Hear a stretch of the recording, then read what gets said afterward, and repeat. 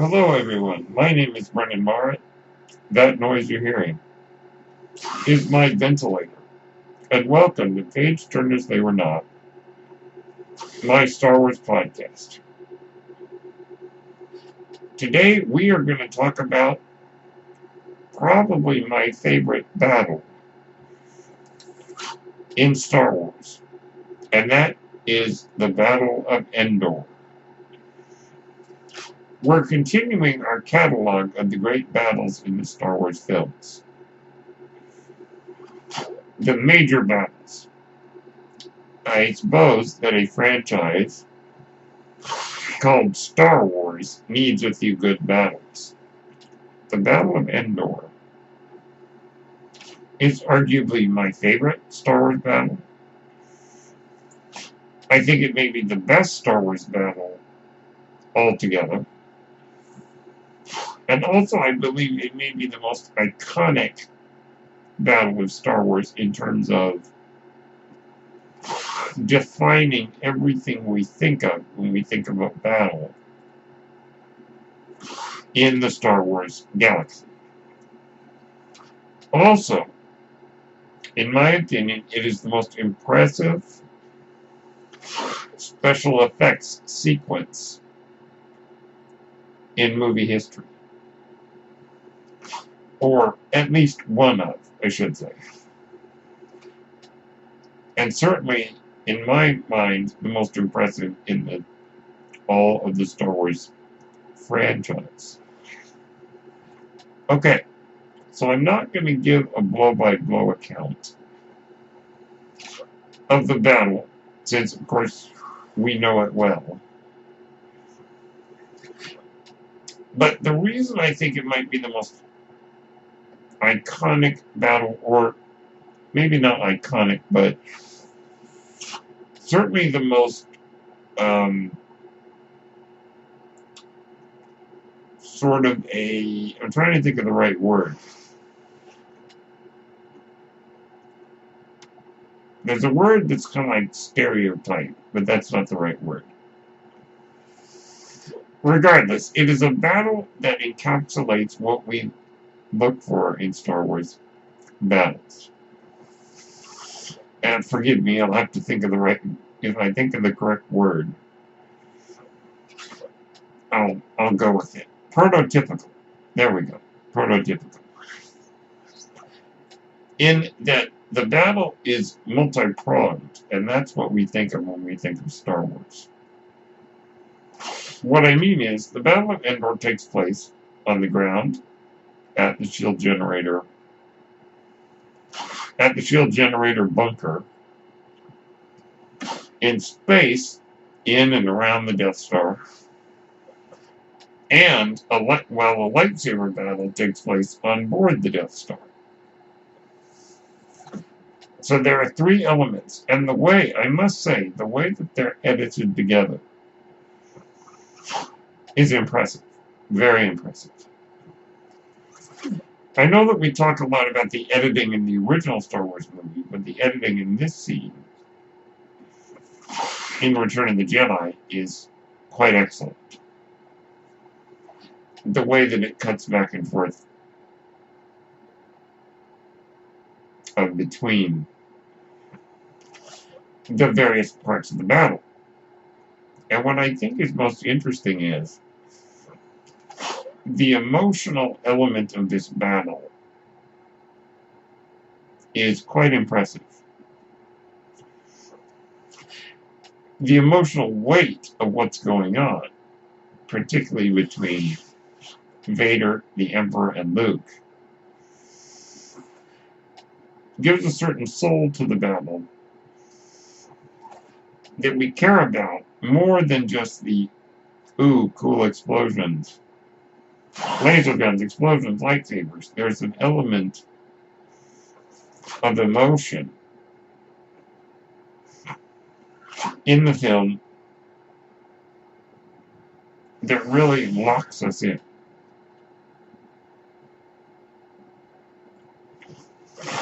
Now let me just get it out of the way really quick. The Ewoks. Now, much has been said of the Ewoks, particularly the question of how in the world could a bunch of teddy bears with sticks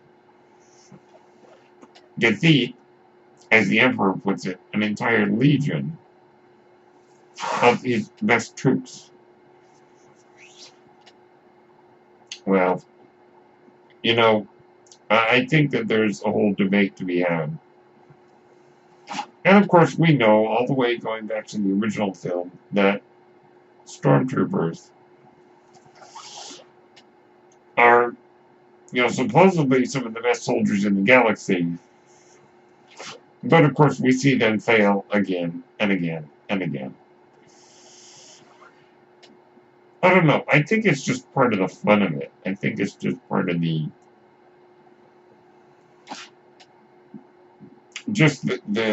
fantastical sense of Star Wars. Now, going back to the question of how in the world can the Ewoks have any hope against them? Well, I'm going to propose a theory to you really quick. And this is a theory put forth in a Legends novel. In Timothy Zahn's Thrawn trilogy. I believe in Heir to the Empire, some of the Imperial officers are surmising as to how they could have been so defeated at Endor. In what should have been a surefire victory. It is proposed in the novel that when the Emperor died, or rather, in my own theory, distracted, his concentration through the Force that coordinated all of his troops vanished. That's the theory put forth in the Thrawn trilogy. Or at least in the Thrawn trilogy, it is suggested that the Emperor was coordinating his troops through the Force, and his death sent them into disarray. Now, I'm going to take that theory and give my own spin on it. It is my theory that the Emperor was indeed using the Force to coordinate his troops. If you watch the battle, you will see that the rebels don't start winning. In fact, they're getting their butts kicked. They don't start winning until the Emperor is distracted by the conflict between Vader and Luke. When that starts, when Vader and Luke cross sabers and begin to fight, and the Emperor gets focused on their fight, that is when the rebels start winning. It's absolutely true. I watched the movie again recently and saw, oh wow, yeah, they don't start winning till then. So,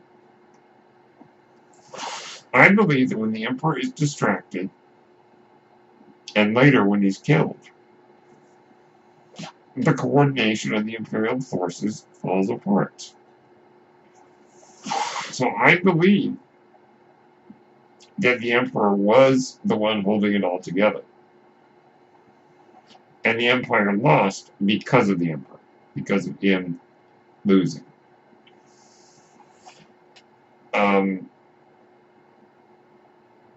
If that makes sense. In further Star Wars Legends, so not in canon, there's a force power called battle meditation. The theory is that that's what the Emperor was using. Battle meditation is the ability to sort of coordinate nearby warriors, or coordinate nearby military forces to fight better through the Force. I believe that's what the Emperor is doing, and I believe that the rebels, with the Ewoks, their little furry companions, were able to win because the Emperor lost focus and his battle meditation fell apart. In fact, one could argue that the Emperor didn't care one bit about whether his troops won or not. I think what he wanted more than anything was to turn Luke to the dark side. So there's that too.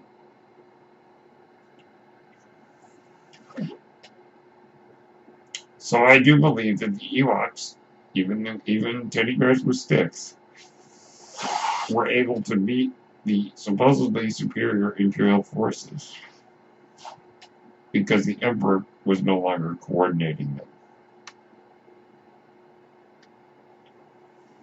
So that's my theory. Now, I really enjoy all three elements of the battle, but I'll give you a little bit more insight into that in a minute. I think that the battle is interesting how it's got three parts to it. And I think that in many Star Wars battles, like later in in the prequels, in the sequel trilogy, have multiple things going on at once. Where you sometimes got space battle, land battle, lightsaber battle. We see this, of course, in The Phantom Menace. We see this to a degree in The Rise of Skywalker. In Force Awakens, it's become a staple of Star Wars. And I do also believe that the battle is about the triumph of the natural world over the mechanized world. Furthermore, as George Lucas points out, and I think I agree, the fact that the Ewoks, an under-equipped force, was able to beat the might of the Empire is similar to in the Vietnam War. The Viet Cong, who arguably were under-equipped compared to the United States military, the U.S. military, supposedly at the time the most advanced in the world. Yet here we were getting our butts kicked by the more poorly equipped Viet Cong in Vietnam. And George Lucas contends that that is because the U.S. did not know the territory. Basically, we were playing on their home turf, and we didn't understand their home turf. Similarly, I think the Empire didn't know what they were getting into because they were playing in the Ewoks' turf. And to be fair, the Ewoks are little, savages. But, I mean that in the sense of they will kill you and they will eat you. No, in fact, they won't kill you. They'll light you on fire, cook you, eat you, and wear your bones as decorations. So, I think that we don't give them the credit that they deserve. And also, it's their territory. Okay, so we're going to take a short break, and when I come back, I'll give you some more thoughts. My own personal thoughts on the Battle of Endor. Okay, see you in a moment. Hello there, this is Brennan Marr, host of Page Turners They Were Not, a Star Wars podcast. And I'm here to tell you about Anchor. Anchor is the best way to make a podcast. Why is that? Well, first off, it's free. Yes, you heard me right. Anchor is free. Anchor has all the tools you need to make a podcast from your phone or your computer. Anchor will distribute your podcast for you on various platforms, including Spotify and Apple Podcasts. You can make money from your podcast. And get this, with no minimum listenership. That means you can make money even if no one listens to your podcast. That, of course, is not ideal, as Anchor will allow you to spread your podcast, bring in more viewers, and you can make more money because of it. Everything you need to make a podcast is in one place on Anchor. If you're interested, download the free Anchor app or go to anchor.fm to get started. Thank you, and may the Force be with you. Okay, I'm back. I love the Battle of Endor. I love it for many reasons. One is, of course, the impressive, incredible special effects. By the way, special effects which George Lucas did not touch. The only thing he changed about the Battle of Endor, to my knowledge, was adding that ring exploding out from the Death Star. That's the only thing he changed. And I think rightly so. The battle is extraordinary. It's incredible to think that this is 1983. There is no CGI. I mean, CGI did exist back then, but I don't think any was used in the Battle of Endor sequence. In fact, I think the only CGI used in Return of the Jedi was, originally, I should say, was that holographic projection of the Death Star during the battle briefing. That being said, the Battle of Endor is so impressive, given that it was done all practical effects, compositing, those kind of things, and it's astonishing.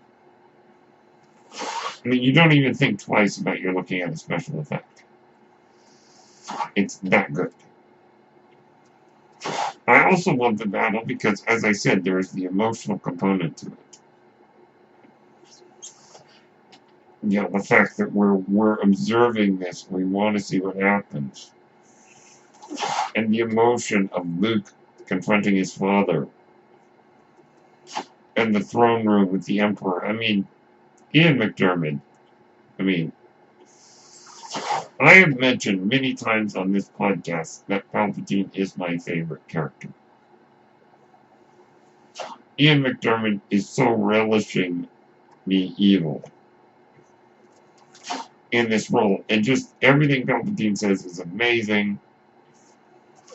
His laugh, the fact that he's getting kind of a sick pleasure out of watching Luke and Vader fight, quote unquote, to the death. I mean, that's great. And then, of course, you know, the great battle scenes. And, as I said, the way it cuts back and forth is excellent. Is top-notch filmmaking. The, you know, great credit to Richard Marquand, who I don't think gets enough credit. I know that George Lucas almost co-directed the movie. In fact, you could argue that in some parts of it, he was directing it, even though he wasn't credited as director. But let's, of course, give a lot of credit to Richard Marquand, the director of the film. So I just love that the battle has three prongs to it: the lightsaber battle, the space battle, the land battle. Because to me, that is what Star Wars is when it comes to battles.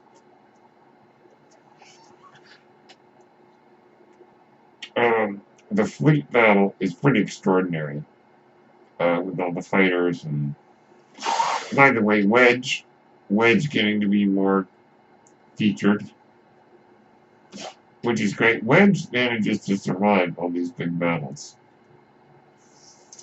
And of course, credit to Lando for some pretty nifty flying with the Millennium Falcon, with Mia Nub, his co-pilot, who is speaking a real language, by the way.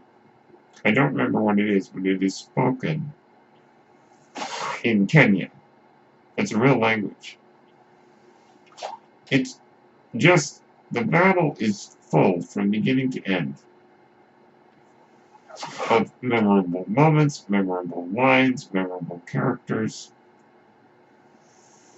images that are forever burned into the minds of Star Wars fans.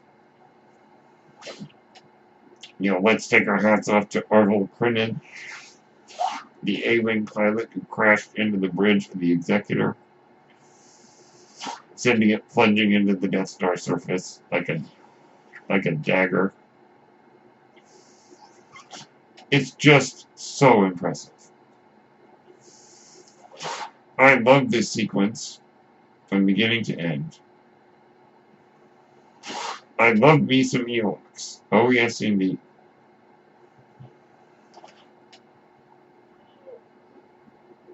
And I love that this is the moments in the movie where Han actually gets to do something. I'm going to be completely honest with you. I think Han Solo is a bit wasted in Return of the Jedi. But during the Battle of Endor, he gets to actually do some stuff. So that's really impressive. So it just is just so amazing in so many ways. Music, too. Some wonderful work by John Williams. So the Battle of Endor, to me, is Star Wars at its best. And as I said, to this day, may still be my favorite battle in all of Star Wars. So those are my thoughts on the Battle of Endor, the battle that saved the galaxy, brought an end to the evil Emperor Palpatine, redeemed Anakin Skywalker. Just so much, and wraps up the story so nicely. So let me know what you think about this battle. My name is Brennan Marr. That noise you're hearing is my ventilator, and thank you for tuning in to Page Turners They Were Not, my Star Wars podcast. May the Force be with you.